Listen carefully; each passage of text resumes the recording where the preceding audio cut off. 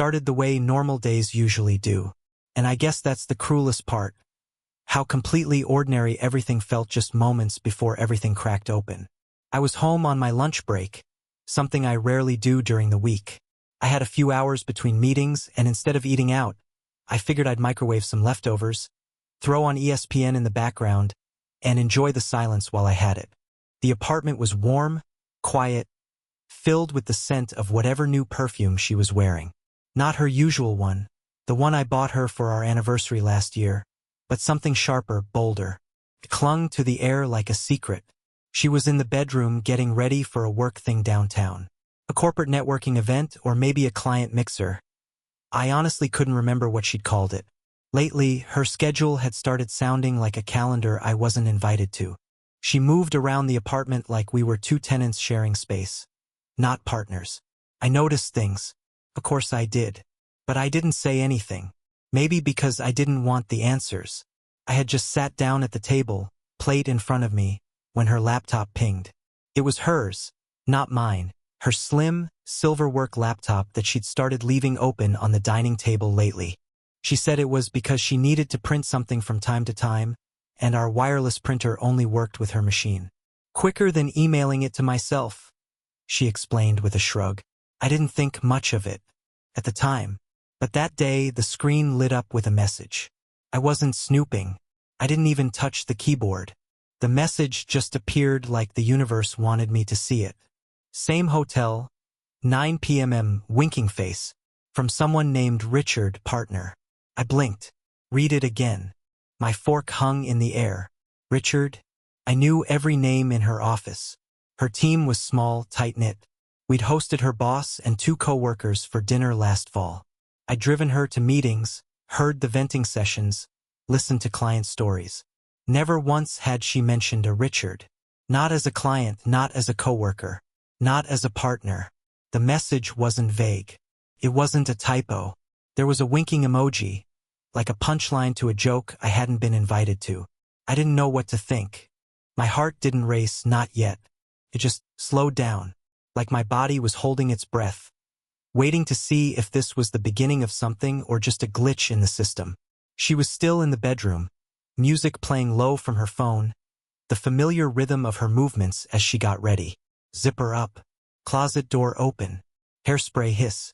I sat there, completely still, looking at the screen like it might start explaining itself. When she finally walked into the room, I didn't say anything. I just turned the laptop toward her. No drama, no accusations, just the screen. Her eyes dropped to it. I saw it, just for a moment. A pause, the faintest flinch, like someone caught off guard not by the message, but by the fact that I'd seen it. But then, almost instantly, she exhaled and gave a soft, rehearsed laugh. Oh, she said lightly, brushing a strand of hair from her face. That's just a joke. A client thing. We're meeting at the hotel bar later. You know how some of them get flirty, weird, whatever. It's harmless. Her voice was calm, unshaken, too calm. I didn't say anything, just watched her. Come on, she added, flashing a quick smile as she adjusted her bracelet. Don't look at me like that. You know I have to go to these things. It's part of the job. I know, I said quietly. She crossed the room and kissed me on the cheek. Don't be jealous. Seriously, it's nothing. Just drinks. Work. I'll probably be back late. I nodded, slowly. She paused, then tilted her head. You okay? Yeah. She studied me for a second longer, then grabbed her coat off the back of the chair. The new one. The one she'd bought a few weeks ago but hadn't worn until tonight. It was black and elegant, not flashy but deliberate, like everything about her lately. As she moved toward the door, her perfume filled the room again. Strong. Luxurious. Not the soft, familiar scent I used to wake up to. Don't wait up, she said without turning around. I didn't say anything, just watched the door close behind her. And that was it. That was the moment. It's strange how quiet the world can get after something like that. Like the air shifts. I sat there for a while, staring at her laptop. The message had disappeared, auto-archived into some hidden folder. But it didn't matter. I'd seen it. That one line, 10 words and a wink, told me more than any fight ever could. I replayed the scene in my head over and over again. The way she looked at the screen, the pause before she answered, the perfect tone of her voice. Not defensive, not flustered, just calculated. She had an explanation ready before I asked the question. That's what got me. Not the message, not the name. Her reaction. She wasn't surprised. She was prepared. And suddenly, little things started making sense. How she'd stopped asking me about my day. How she never left her phone screen up anymore. How she was always just out of reach. Still present, but disconnected. Like she was there physically, but something invisible had shifted behind her eyes. That night, I sat on the couch for hours, the TV on but muted, trying to piece it together. Was I overreacting? Was it really just a work joke? Maybe Richard was a nickname or a new client I hadn't heard about. Maybe I was letting my imagination get the best of me. But then again, when had she ever joked like that with clients before? When had she ever used a wink emoji? And more importantly, why lie about the name? I didn't sleep much that night. Every time I closed my eyes, I saw the notification slide across the screen again. Heard her voice telling me it was nothing. Watched her walk out the door with that cold confidence. I wanted to believe her. I really did. But in that moment, something inside me shifted. The kind of shift you can't unfeel. Like a quiet alarm going off in the back of your mind, whispering, "This isn't normal. This isn't fine." It was the moment I started doubting her, and the moment I started trusting myself again. Because somewhere deep down I already knew, this wasn't the first message, and it wouldn't be the last. After that night, I couldn't go back to pretending everything was fine. I didn't say anything to her.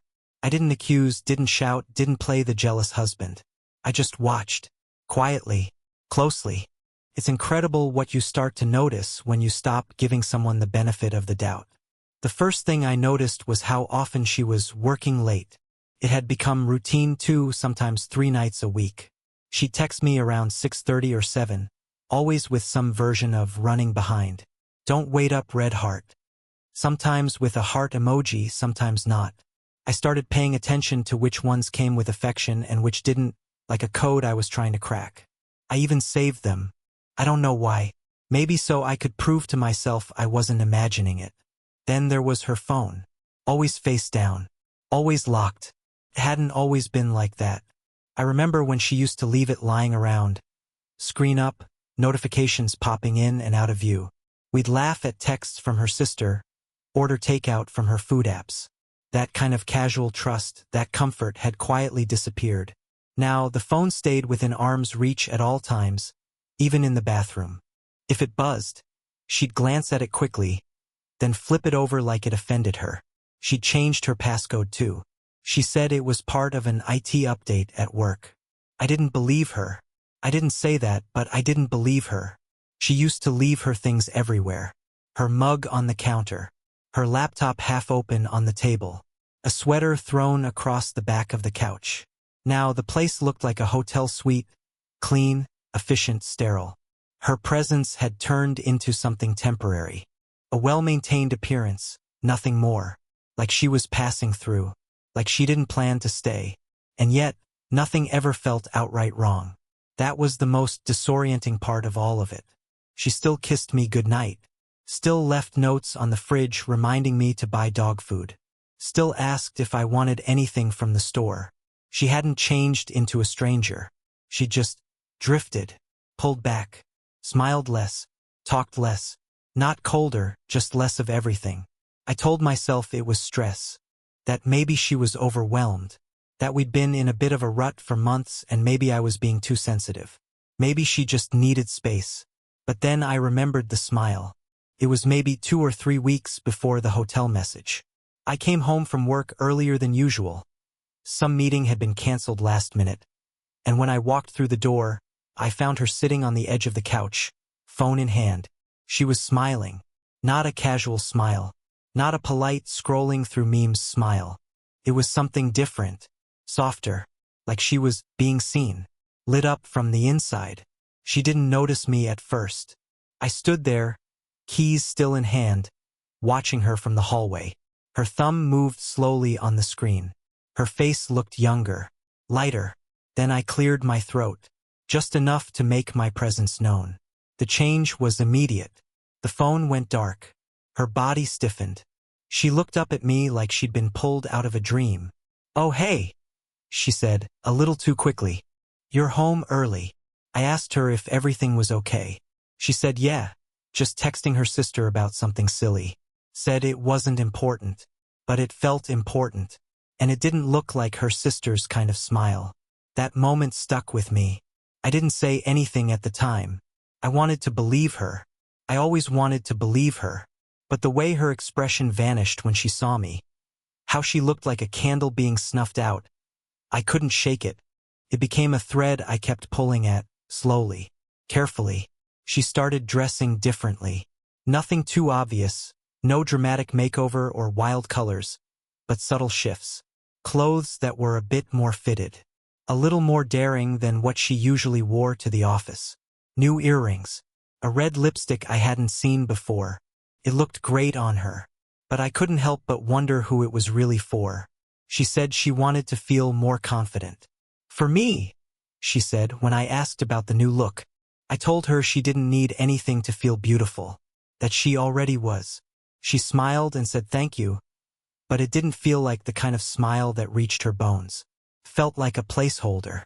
I told myself to let it go. Until the mug. It sounds ridiculous now how one stupid mug made everything feel real. But that's how it works, doesn't it? It's never the big things. It's the quiet, stupid little things. We had this unspoken routine. She always used the blue ceramic mug for her morning coffee. The one I got her at a flea market on our 3rd anniversary. It had a little chip in the handle that she said made it feel alive. Every morning it was there on the counter. Sometimes with lipstick on the rim. Sometimes with a spoon still inside. But always there. And then one morning, it wasn't. Instead, she used the tall glass mug from the back of the cabinet. One she hadn't touched in years. And she sat on the other side of the table. The side that faced away from me. I didn't say a word. But I remember staring at that new mug like it had personally betrayed me. She left for work. I stayed behind. And I realized something I didn't want to admit. I was starting to build a case. In my own head. Gathering little pieces of evidence like a detective in my own home. A smile here. A phone buzz there. A missing mug. I was connecting dots I hoped led nowhere. But I already knew. I think I knew the moment that message appeared on her screen. The problem wasn't that she was lying. The problem was that she was getting better at it. I didn't know who Richard really was. I didn't know if that message was the beginning or the middle or the end of something. But I knew this. Someone else had been invited into our marriage. Quietly, carefully, bit by bit. And not only had I not noticed, she'd counted on me not noticing. That night, I laid next to her in bed. Both of us scrolling through our phones. The dog curled up at our feet.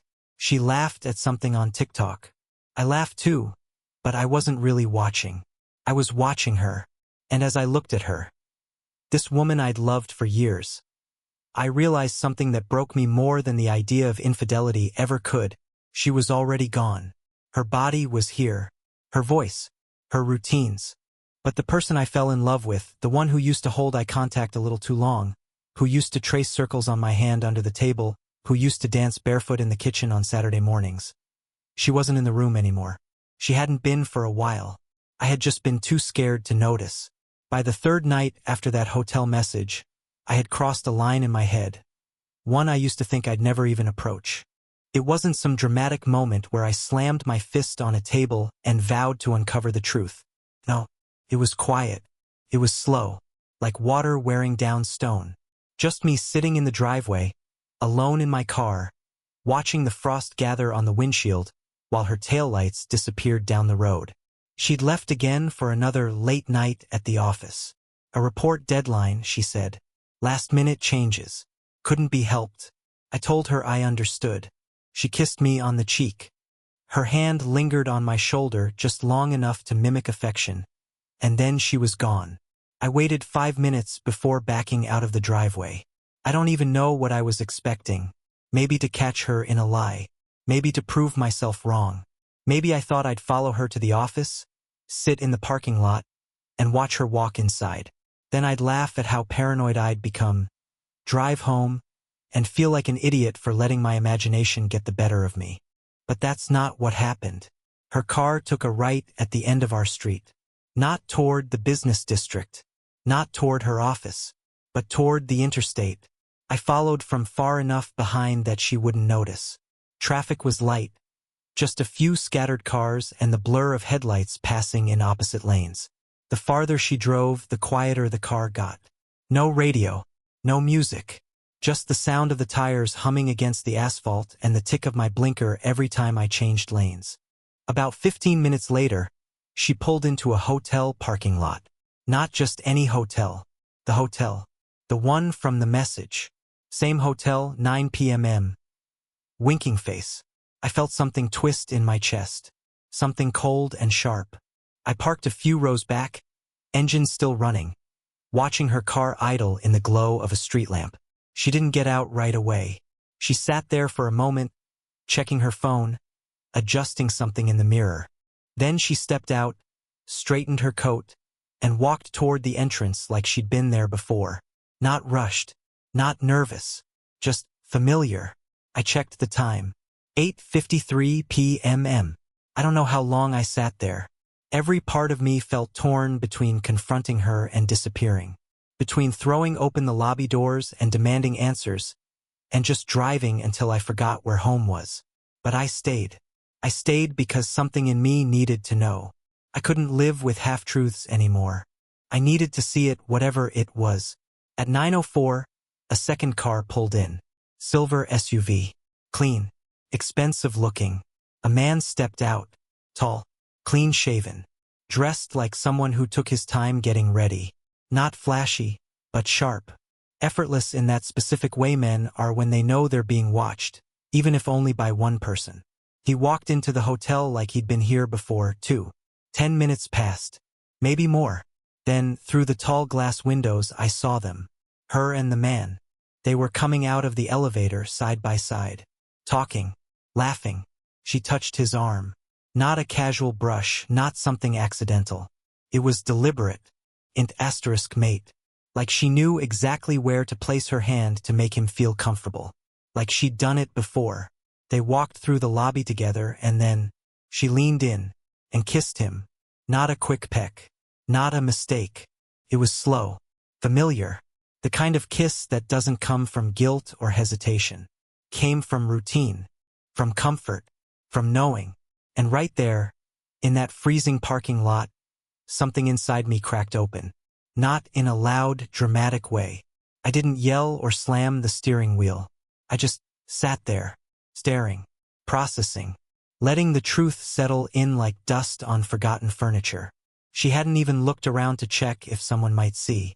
She didn't hesitate. No tension in her shoulders. No anxiety in her movements. She wasn't cheating. She had already cheated. This wasn't the first time. It wasn't a slip-up or a single night of weakness. It was something else. Something established. Something that had rules and meeting times and same hotel messages. She was in love with someone else. Or maybe not love. Maybe just infatuation. Or obsession. Or escape. Whatever it was real. And it didn't include me. I watched them disappear into the night, hand in hand. She looked happy. Like, her posture was relaxed in a way I hadn't seen in months. Maybe longer. Like she wasn't hiding anything. Like she wasn't pretending. I sat there another hour. Maybe two. I stared at the glow of the hotel sign, watching it flicker slightly every few minutes. Like it was mocking me. Like it knew something I didn't. Eventually, I started the car and drove home. The roads were almost empty, blanketed with a thin layer of snow. The radio stayed off. My hands stayed tight on the wheel. I don't remember the drive. Just the sound of my own breathing and the occasional crunch of tires against ice. When I got home, I didn't turn the lights on. I just sat on the edge of the bed, coat still on, shoes still wet, staring at the floor. I didn't cry. That was the strange part. There were no tears, no screaming, no throwing things against the wall. Just this eerie, bone-deep clarity. It was over. Not the marriage, not yet. But us. The version of us that existed in my head. The memories, the meaning, the trust. That had all collapsed the moment I saw her mouth press against his. I remember thinking, this is the moment you become someone else. Not her. Me. Because once you see something like that, you don't go back to being who you were before. You carry it with you. Like a scar. Like a second shadow. That night I didn't sleep. I lay in bed, staring at the ceiling, the spot next to me empty and still smelling faintly of her perfume. And when I heard her come home, sometime past midnight, heard her keys at the door, the rustle of her coat, her careful footsteps across the floor, I didn't move. She walked into the bedroom, saw me lying there awake, and paused. "Hey," she said softly, like someone trying not to wake a sleeping dog. "Still up?" I nodded once. She climbed into bed without another word. No explanation. No story about the office. No fake details. She didn't need to lie, and I didn't need to ask, because we both already knew. And that silence, that shared understanding, was louder than anything she could have said. She didn't know I knew, or maybe she did. But in either case, she didn't say a word. And neither did I. The next morning was ordinary, almost insultingly so. She woke up before me like she always did. Showered. Got dressed. The scent of her new perfume drifted down the hallway again. Same one she'd worn the night before. Sharp. Floral. Foreign. I hated how it made the apartment smell like somewhere I didn't belong anymore. When I stepped into the kitchen, she was sipping coffee like nothing had happened. Like she hadn't come home after midnight. Like I hadn't watched her kiss another man under the warm glow of a hotel lobby. She glanced up and smiled. Tight. Polite. Like you might give a stranger you're sharing an elevator with. "Morning," she said. I just nodded. She didn't ask why I was quiet. Didn't comment on the way I didn't make eye contact. Maybe she was too afraid to. Or maybe she'd convinced herself I really didn't know. Either way, we danced around each other like ghosts, moving through the morning on separate tracks. That day at work, I was useless. Emails blurred together. Phone calls felt hollow. Every minute felt stretched thin, suspended in this fog of disbelief and restraint. I didn't feel rage. Not yet. I didn't feel grief either. Just this dull pressure behind my eyes, like the beginning of a migraine that never fully arrived. I kept thinking about how easily she lied. Not with words, but with silence, with posture, with routine. That night, she was late again. No excuse this time. No text. Just the quiet jingle of her keys at 10:42 p.m., followed by the soft click of the door behind her. I was sitting in the living room. Lights off. TV on but muted. She froze when she saw me, just for a second. Then she said, "Didn't mean to wake you." I wasn't sleeping. Long day. I didn't answer. She didn't push. Just walked past me, kicked off her shoes, and disappeared down the hallway. I stayed on the couch until I couldn't take it anymore. Around 2 a.m., I finally got up, walked into the bedroom, turned on the lights, and opened the closet. I pulled out her luggage. 2 matching suitcases I'd bought her before a girls' trip 2 summers ago. They were still in perfect condition. I set them on the bed. She stirred, confused at first. "What are you doing?" I didn't respond. Just opened a drawer and started folding her clothes. Sweaters, jeans, socks, everything I could get my hands on. It wasn't frantic or angry. I wasn't throwing things or making a mess. I was calm, almost surgical. She sat up, blinking. "Wait, what's going on?" I paused and looked at her, finally. Her face was a mix of sleep and panic.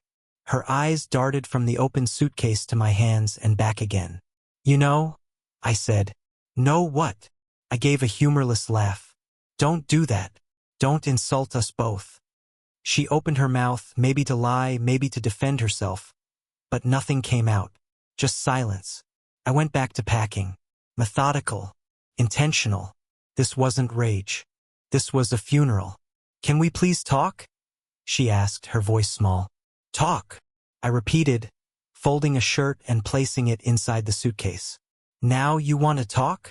She stood up, wrapping her robe around herself like armor. I didn't mean for any of this to happen. I stopped, looked at her again. But it did. She nodded, eyes glistening. I was confused. I didn't know what I was doing. You seemed pretty certain in that hotel lobby. Her mouth fell open slightly. She hadn't expected that. Her defenses dropped in an instant. You followed me? No, I said flatly. I didn't follow you. I watched you. I saw you. And the truth is, I think I've been watching you for a long time. I just didn't want to believe what I saw. She sank onto the edge of the bed, face buried in her hands. I didn't want to hurt you, she whispered. I shook my head. You didn't want to get caught. She didn't argue. By sunrise, both suitcases were zipped shut. I placed them gently by the door. No shouting. No dramatics. Just an ending, quiet and inevitable. She hovered near the kitchen, holding a mug like it might anchor her to the ground. I sat on the couch, staring at the blank TV screen. Do you want me to go now? She asked softly. I didn't answer. I don't have anywhere to stay, she added. I finally looked at her. That's not my problem anymore. She nodded, slowly, like someone finally understanding the rules of a game they thought they'd been winning. She showered, got dressed, and when she wheeled the suitcases to the door, I stood to open it for her. She paused in the doorway. I'm sorry, she said. I didn't respond. Her eyes searched my face for something. Anger, sadness, softness. But I had nothing left to give. So she stepped out, and I closed the door behind her. The sound of the lock clicking into place echoed louder than any fight we ever had. The apartment was still, quiet, clean, but not peaceful, just hollow, like a stage after the actors leave. I didn't cry. That surprised me. I thought I would. But what's the point in crying for someone who left long before she walked out the door? The next day, I found a note on the counter. She must have left it during one of those nights when I wasn't looking. It was short, scribbled in her handwriting. Still neat, still familiar. I'm sorry for everything. I don't expect forgiveness. I just wanted you to know it wasn't all a lie. I didn't know what to do with that. Was that supposed to make it easier? Was I supposed to read that and feel relieved? Grateful? Because here's the thing, it was a lie. Maybe not at the beginning. Maybe not every minute. But enough of it, enough to infect the good parts, to poison the memories. I left the note there, right where she'd put it. Let it sit under the morning light, curling at the edges. That afternoon, I washed the sheets, stripped the bed, took down the photo of us from the hallway. I didn't throw it away. I just turned it around, frame and all, so the glass faced the wall. I wasn't ready to let go. Not yet. But I also wasn't willing to pretend anymore. The dog, our golden retriever, kept sniffing at the bedroom door like he expected her to come back. He whined when he didn't hear her footsteps. I didn't have the heart to tell him she wasn't coming back. Or worse, that she might. That's how long it took for her to come back. Not with a suitcase. Not with flowers or tears or some grand confession. Just her. Same coat. Same perfume. Same silence. It was a Sunday afternoon. I'd just taken the dog out for a walk, trying to stretch time into something bearable. The air outside was cold, but not crisp, just dull. November light that made everything feel like it had lost its color. I came home and there she was, sitting on the bottom stair, as if she'd been there for a while. She didn't say hi, didn't smile, just looked up at me like a kid waiting outside the principal's office. Can we talk? She asked. I stood there, keys in hand, heart already preparing for another break. About what? Everything. I didn't say yes. I didn't say no. I just stepped past her into the house and left the door open long enough for her to follow. And she did. Quiet as a shadow. We didn't sit down. We didn't make tea. She just stood near the kitchen table, shifting her weight from one foot to the other. Her hands clenched like she was holding on to the last thread of something she couldn't name. I don't want to fight, she said. Then don't. She flinched, Like the calmness in my voice hurt more than yelling ever could. I just needed time, she started. To think, to process. I nodded once. And did you? She didn't answer that. She just looked around the apartment like she didn't recognize it anymore.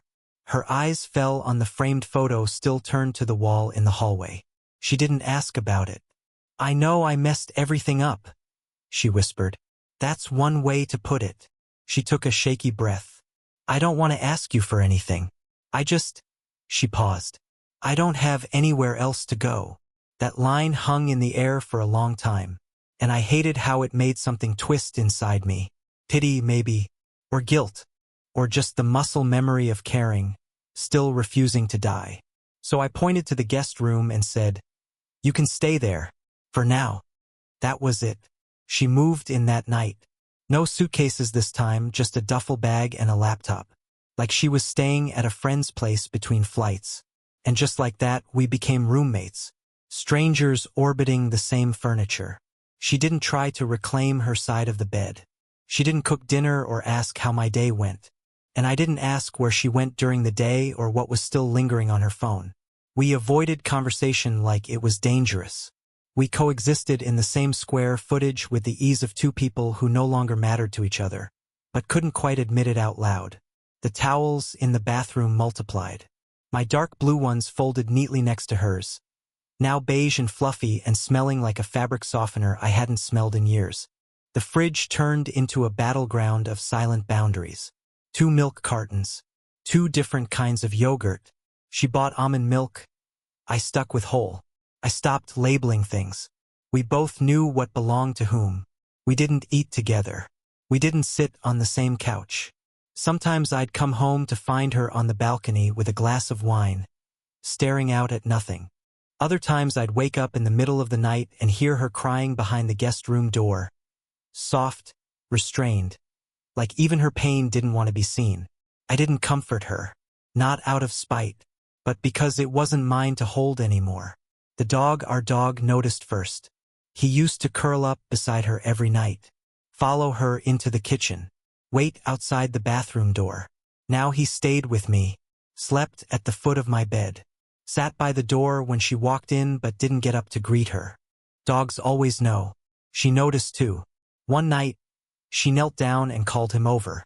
He looked at her, ears twitching, but didn't move. She let out a sound, half laugh, half sob, and whispered, "Guess I lost you too, huh?" I didn't say anything from where I stood, and neither did the dog. Sometimes I'd catch her looking at me like she wanted to say something, apologize again, explain, rewind time, but she never did. Maybe because she knew it was too late, or maybe because we were both afraid of what would happen if we actually opened our mouths. So we kept it simple. How was work? Fine. Did you already eat? Yeah. Mind if I do laundry tonight? Go ahead. Our entire relationship reduced to logistical updates. We weren't married anymore, not really. Just 2 people locked in a holding pattern, circling the wreckage of something that used to feel like home. Every day, I told myself I'd ask her to leave, that I'd sit her down and explain that this limbo wasn't helping either of us, that whatever she was hoping to fix wasn't going to happen here. Under the roof she'd already burned down. But I didn't. Maybe because part of me was still trying to understand it all, trying to make sense of how we got here. Maybe because letting her stay felt like holding onto the last page of a book I wasn't ready to finish reading. Even if I already knew how it ended. She never asked for forgiveness. She never said the man's name, Richard. Not once. It was as if she thought silence could erase what had happened.